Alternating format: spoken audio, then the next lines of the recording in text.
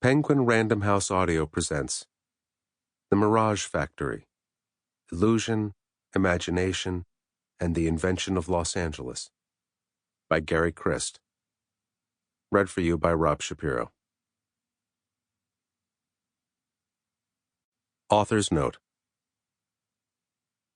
The Mirage Factory is a work of non-fiction, adhering strictly to the historical record and incorporating no invented dialogue or other undocumented recreations.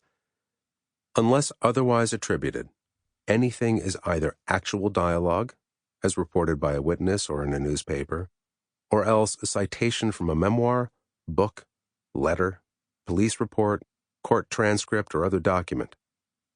In some quotations I have, for clarity's sake, corrected the original spelling, syntax, word order, or punctuation. Prologue. An Echo of Dynamite. Lone Pine, California, September 15, 1976. The gatehouse blew shortly after 1 a.m., a powerful blast that ricocheted off the wall of mountains to the west and resounded across the dark, lonely valley. Another sound followed a moment later. It was less violent, but more ominous.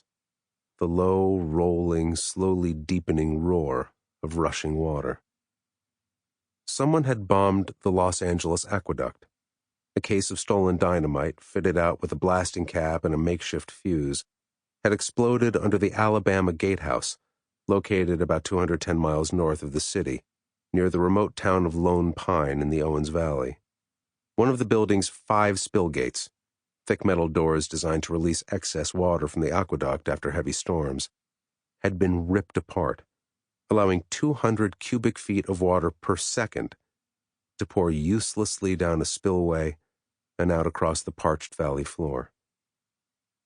By the time the aqueduct's flow could be shut off at another gate some 20 miles north of the breach, over 100 million gallons would be wasted in one of the driest corners of the country, in the middle of one of the worst droughts in years.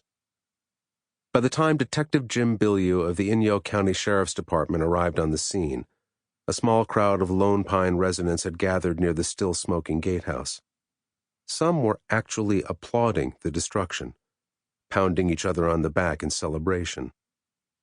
Hostility toward the aqueduct, and toward the distant, insatiably thirsty city that had built it, was widespread across the sparsely populated Owens Valley in 1976, and many locals felt that the LA Department of Water and Power, LADWP, had been dealt a well-deserved blow. "If I ever find out who bombed the gates," one man allegedly remarked, "I'll buy him a steak dinner." This resentment was not new. Ever since the city built the aqueduct in the early 1900s, tensions between Los Angeles and the Owens Valley had been high. Many in the valley felt that the city had stolen their water, acquiring property and water use rights under false pretenses, and then greedily drawing off the flow of the Owens River, allowing LA to flourish while the local economy languished.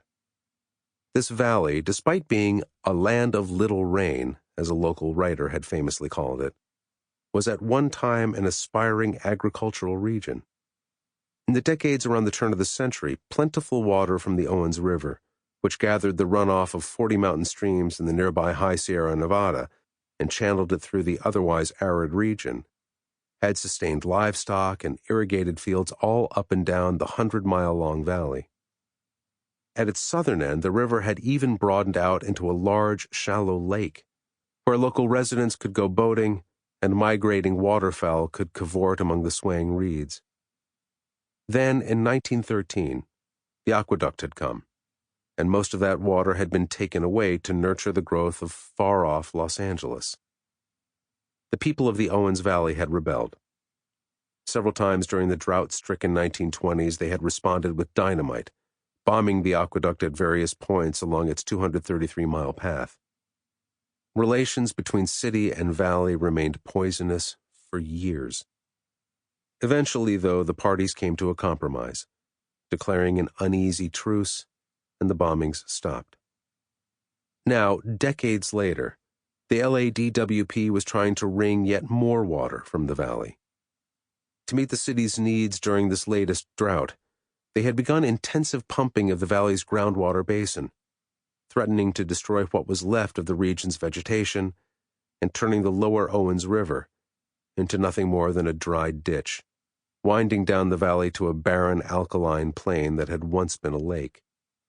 No wonder, then, that those people standing around the ruined gatehouse were applauding the bombers.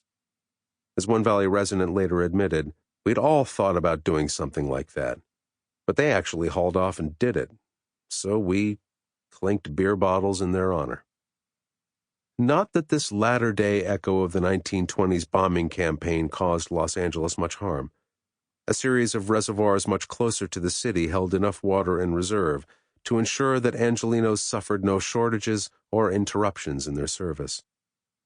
Within a few days of the sabotage, the shattered spill gate was already repaired, and the aqueduct was flowing again.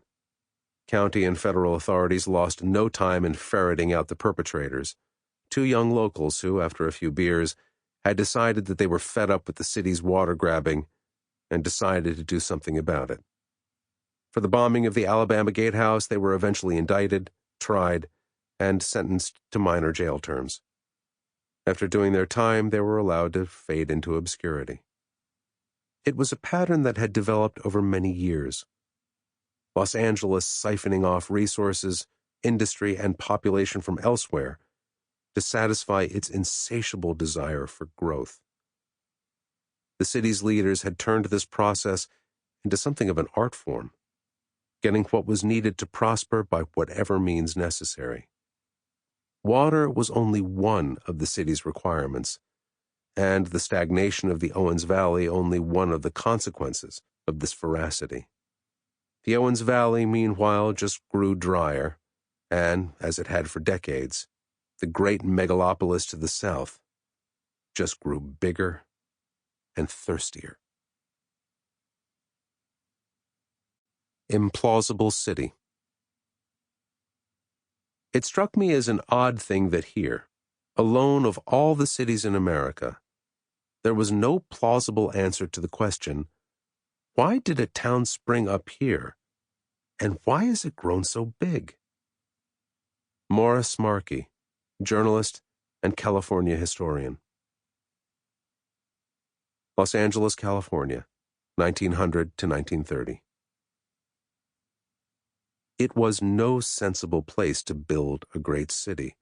This corner of Southern California, often bone dry, lacking a natural harbor, and isolated from the rest of the country by expansive deserts and rugged mountain ranges, offered few of the inducements to settlement and growth found near major cities in other places. The Spaniards, who first explored the region in 1542, declined to put down roots here for over 2 centuries. Even then, in the 1700s, they sent mainly soldiers and Franciscan friars to establish missions and convert the local Indians to Christianity.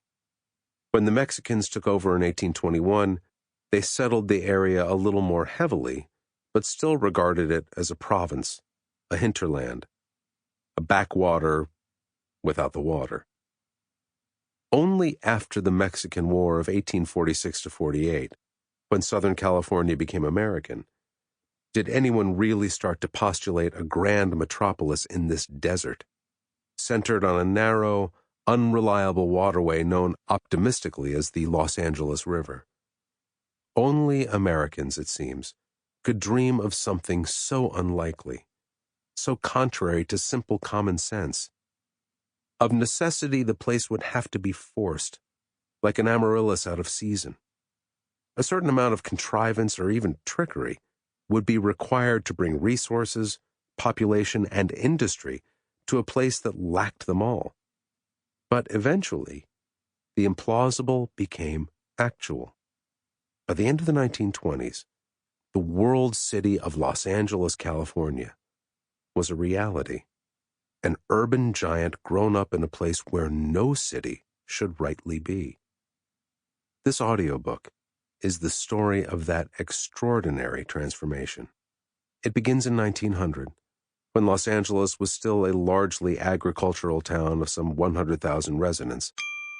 Sample complete. Ready to continue?